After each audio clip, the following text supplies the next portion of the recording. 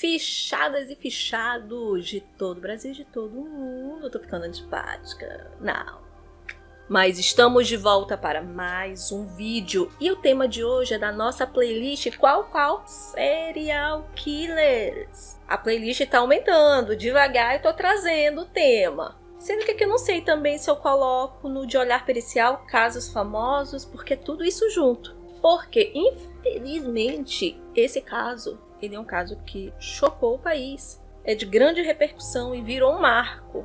Mas calma, já continuaremos. Por isso, deixa eu logo avisar o seguinte. Eu quero falar para você me encontrar lá na outra rede social. Nas outras redes sociais, tá? Vou deixar aqui e você me segue lá.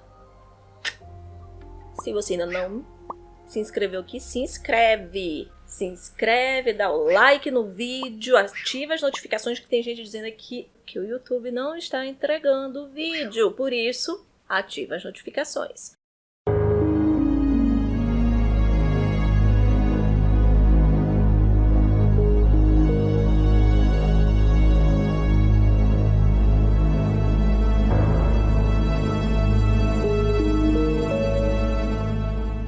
O Maníaco do Parque. Por que trazer esse tema para o nosso canal? Afinal, o propósito desse canal é aguçar a sua mente, o seu olhar investigativo. Você querendo ou não fazer um concurso para perito criminal, ser perito da área privada, mas na vida é preciso a gente aguçar esse olhar, tá? Até porque daqui a uns 8 anos, Francisco de Assis, vulgo Maníaco do Parque, estará solto. Terá completado os 30 anos de prisão. Gigi, ele foi condenado só a 30 anos? Não, ele não foi condenado somente a 30 anos. Ele foi condenado para mais de 270 anos. Entretanto, a nossa legislação diz que, independente dos anos, ninguém pode passar mais do que 30 anos preso. Será que ele foi curado? Será que ele mudou com esses anos todos na prisão? Entenderemos o caso dele e veremos também como que a perícia criminal foi importantíssimo para o delineamento investigativo desse caso e chegar à autoria dos crimes. Quem era o Maníaco do Parque? Francisco de Assis Pereira. Ele era conhecido como Chico Estrela. Por quê? Ele era um patinador que já tinha ganho prêmios, era conhecido, inclusive. Foi morar em São Paulo com a família, que era uma família simples. E lá, como ele tinha mais chances de participar de campeonatos e tudo mais, ele resolveu ficar na cidade quando a família voltou para a sua cidade. Ele era tido como uma criança meiga e quieta pela família. Tão meigo que tentou fritar um pássaro na frigideira mesmo.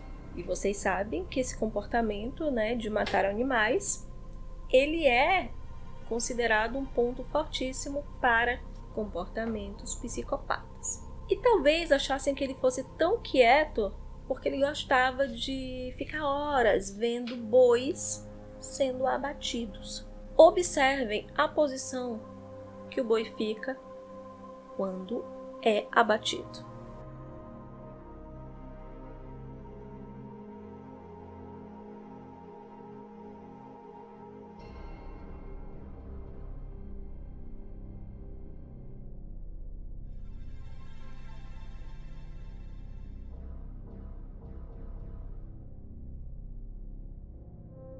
Lá na frente vocês vão entender por que eu trouxe isso para vocês. Eu encontrei na internet algumas pessoas falando que ele é sociopata. Não, eu não o enxergo como sociopata. Eu o enxergo como psicopata, como os psiquiatras o classificaram, tá? Inclusive essa classificação foi importantíssima para que ele viesse a ser condenado, porque um dos delineamentos da defesa foi colocá-lo como inimputável, aquele que não é capaz de discernir sobre os seus atos. E aí não poderia ser julgado, iria para um manicômio. E aí depois poderia ser solto aí né, bem antes dos 30 anos, se ele viesse a ser julgado. E Francisco de Assis, ele trabalhava como motoboy em uma determinada empresa. Ele tinha mais ou menos 30 anos quando os crimes vieram à tona.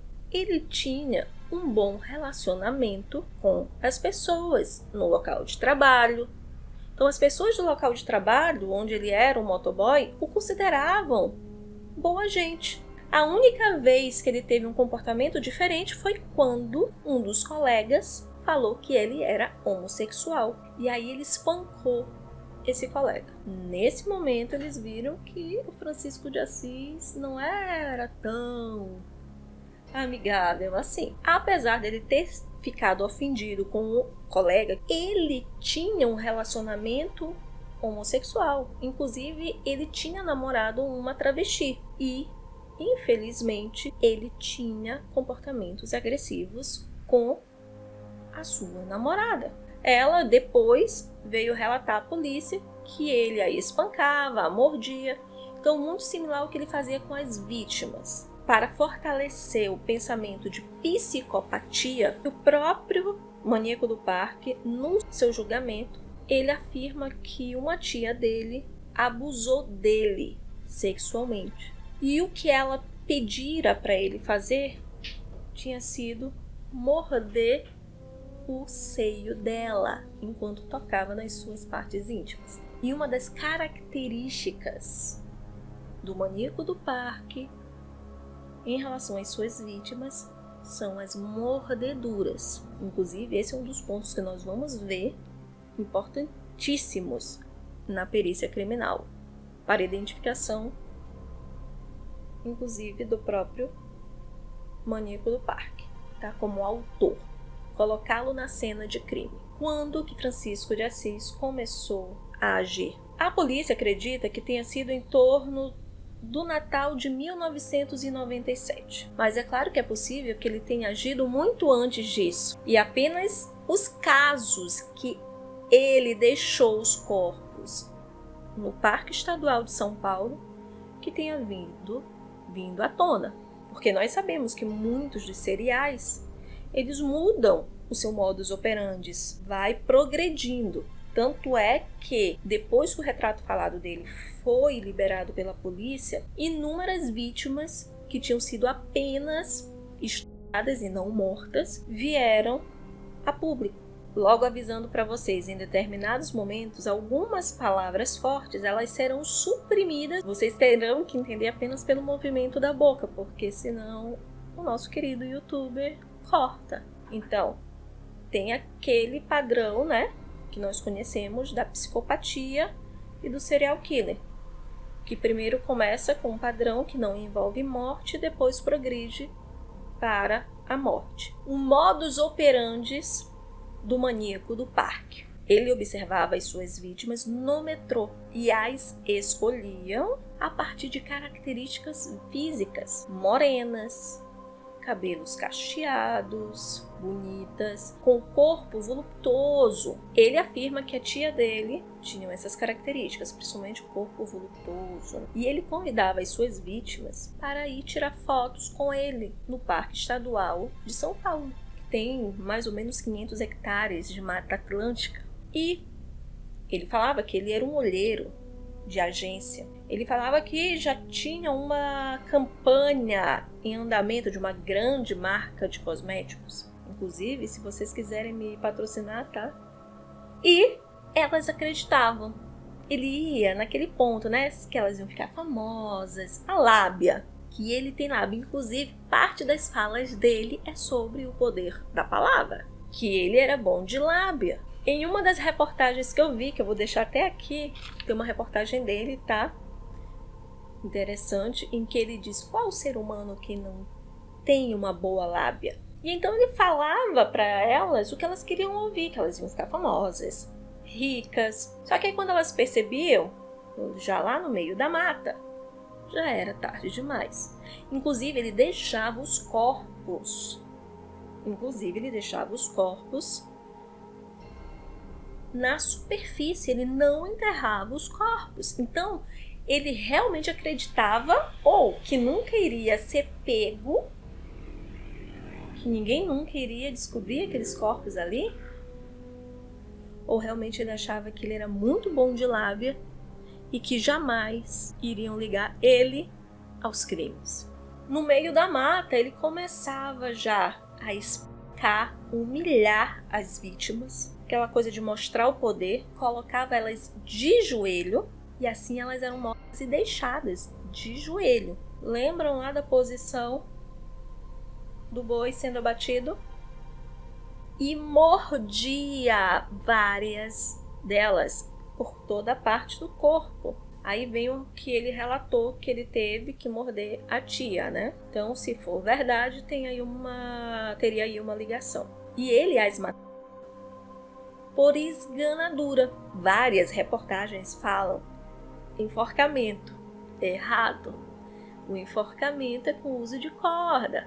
E ele relata posteriormente, depois que foi pego, que ele voltava ao local para vê-las e que certamente isso deveria causar excitação nele. O que causava excitação nele era essa humilhação, era espancar a vítima. Que muitas delas ele não teve a relação sexual, que ele tinha excitação só de vê-las sofrendo. As primeiras vítimas encontradas, elas foram encontradas no local onde ele tinha cometido o crime e foi encontrado por pessoas que estavam andando no meio do parque. Então, a primeira vítima encontrada em 10 de janeiro de 1998 foi a Raquel. A Raquel, apesar de ter ido com ele, antes disso ligou para uma prima e relatou que tinha sido convidada por um fotógrafo para ir fazer um ensaio fotográfico, que ela poderia virar uma modelo famosa e tudo mais. E a prima a alertou sobre o perigo de ir com uma pessoa desconhecida, mas mesmo assim ela foi. E quando os casos começaram a aparecer, as pessoas que tinham parentes desaparecidos começaram a entrar em contato com a polícia.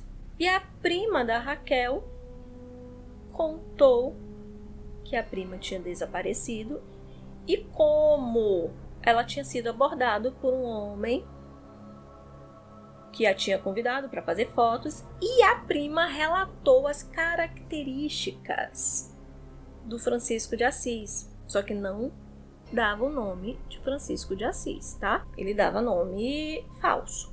E com as características que a prima da Raquel passou, foi feito o primeiro retrato falado pela equipe de retratistas da DHPP. E como é importante, necessário termos profissionais qualificados nessa área. E a equipe de retratistas fez o retrato falado e foi repassado para os jornais. E aí já tinha sido descobertos mais outros corpos, tá? Em áreas diferentes do parque. Outras 2 vítimas foram encontradas, sendo que estavam em estados de decomposição diferentes. Uma delas foi identificada como Selma e estava em um estado de decomposição menos avançado. Inclusive, tinha ainda um líquido na sua perna, que depois foi identificado como sêmen. Já o outro corpo estava em avançado estado de decomposição. Nesse ponto, o que nós temos? Nós temos aí já 3 vítimas. Apesar de ser numa mesma região, numa mesma área, nós temos tempos diferentes. E isso caracteriza o serial killer. Então a polícia começou a ver como um serial killer. E lembram do retrato falado? Ele começou a circular. E com isso, uma mulher que foi abordada pelo Francisco de Assis e não aceitou ir com ele, relatou o que ocorreu com ela e pediu, claro, sigilo. Ele entregou para ela um cartão com o número dele e um nome falso, Jean, para caso ela pensasse em mudar de ideia. Eles foram atrás do número, e realmente existia, e era a empresa em que ele tinha sido motoboy. Quando chegaram lá, ele já não trabalhava mais, ele já havia se despedido do chefe. Inclusive, na carta que ele fez para o chefe se despedindo, ele deixou anexado, embaixo, na verdade, o retrato falado dele. O recorte do jornal com o retrato falado. Aí a pergunta vem, por que esse patrão dele não o denunciou? Se ele deixou com o retrato falado, era ali o rosto dele, por que não o denunciou? A vítima, Isadora. Isadora desapareceu e 2 cheques dela foram encontrados no comércio. O vendedor, achando estranho, pediu para quem usou o cheque botar o número de contato. E era Francisco que tinha usado esse cheque e colocou o número do trabalho. E a polícia já tinha ido lá. Olha só, o patrão sabia que a polícia já tinha ido atrás do Francisco. E o Francisco, todo cheio de lábia, na delegacia, em relação a esse caso da Isadora, do desaparecimento dela, falou que eles eram namorados e que ela tinha dado os cheques para ele. E como ela era de classe média, o pai dela não aceitava o relacionamento deles. E com isso ele conseguiu se safar. Agora vamos voltar ao local de trabalho do Francisco. Depois que a polícia foi lá e descobriu que ele já tinha ido embora, o patrão resolveu ir ao quarto que era cedido ao Francisco, né? Para arrumar as coisas lá, já que ele tinha ido embora, né? Então, viu que o vaso sanitário estava entupido e foi lá desentupir. Nisso ele encontra... vocês não têm noção do que? Ele encontrou até pedaço da costela de uma das vítimas. Aí, claro que ele parou, né? Pelo menos ele teve o bom senso. Aí parou e ligou para a polícia para avisar que tinha encontrado coisas lá. Aí a polícia mandou ele não mexer mais e foram lá e descobriram que os itens que ele encontrou, além da costela, foram encontrados itens pessoais, carteira de identidade de uma das vítimas, da Selma. E como a família dela foi até a polícia com medo de estar no rol das vítimas do maníaco do parque, porque nesse momento ele já era conhecido o maníaco do parque, né? O criminoso. O crime já estava sendo midiático. Inclusive, a polícia já tinha emitido uma nota para que as mulheres não andassem sozinhas e tudo mais. E aí já tinham feito o reconhecimento do corpo da Selma, a família, né? Então já se sabia quem era aquela vítima. A perícia criminal, no caso do maníaco do parque. Nós vamos ter a perícia criminal em diversos momentos aí, tá? Como os corpos foram colocados em áreas diferentes do parque, eles não foram encontrados todos de uma vez, apesar de alguns terem sido colocados próximos ao outro. E com isso, com esse distanciamento entre duplas de vítimas, né, que ele colocava, nós temos aí vários locais de crime. Então nós vamos ter a ida de peritos criminais em momentos diferentes, e depois que se vê que é um serial killer, esses locais de crime eles passam a se conectar numa história investigativa. E na observação desses locais de crime, o estado de decomposição das vítimas é essencial para caracterizar o tempo, a diferença de tempo entre uma vítima e outra. Dessa forma, pode-se afirmar o quê? Que não foram vítimas feitas no mesmo momento. E se não foram vítimas feitas no mesmo momento, ele se caracteriza como um serial killer. Para vocês verem como o levantamento de informações e as provas geradas no corpo de delito, porque o local de crime é um corpo de delito, o exame feito, né? Todas essas informações, elas passam a construir a história que ocorreu. Aí já no final, depois que ele foi pego, graças ao retrato falado, claro, e depois a foto dele estampada, ele foi pego no Rio Grande do Sul. Ele levou a polícia aos locais restantes, né? Lá no próprio parque estadual, há outros pontos em que tinham mais vítimas. E entre essas vítimas estava o corpo de Isadora, aquela que ele tinha usado os cheques. Só que Isadora já estava em um processo muito mais avançado. Talvez, né, uma das primeiras vítimas dele. E aqui entra mais um ponto de perícia criminal. Foi usado radiografias do crânio e a ficha dentária dela. Olha aí, a odontologia, né? Os odontologistas entraram em ação aí. E então, assim, ele foi preso. Ele foi preso lá no Rio Grande do Sul. Ele encontrou lá uma comunidade de pescadores, começou a fazer amizade lá, bom de lábia. E um desses pescadores assistiu na televisão o caso e reconheceu ele. E aí fez a denúncia, né, para a polícia. E na própria delegacia ele dizia que não tinha sido ele. E que ele aceitava aquilo ali, mas que Deus iria fazer a justiça.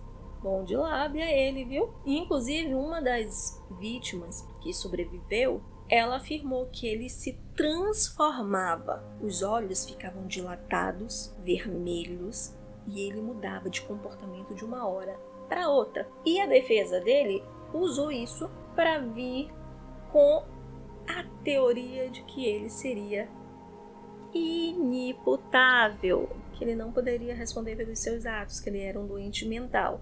E aí vem a psiquiatria, entraram e aí o classificaram como psicopata, como um transtorno mental do tipo psicopatia, tá? E aí com isso ele pôde ser julgado com todos os qualificadores, que aí deram mais de 270 anos. E mesmo ele tendo um comportamento brando, não é bom comportamento, e ganhasse todas as reduções de pena, ele cumpriria o mínimo de 30 anos, né? Eu vou terminar o vídeo com essa fala dele. Eu vou deixar na descrição o link do vídeo que tem essa entrevista com ele, já depois de condenado, em que ele fala assim: eu fui vítima de um mal, e elas de um mal que estava sobre mim. Eu aguardo vocês lá no meu grupo do Telegram. Na descrição do vídeo vai estar o link e no próximo vídeo. Um abraço para vocês. Até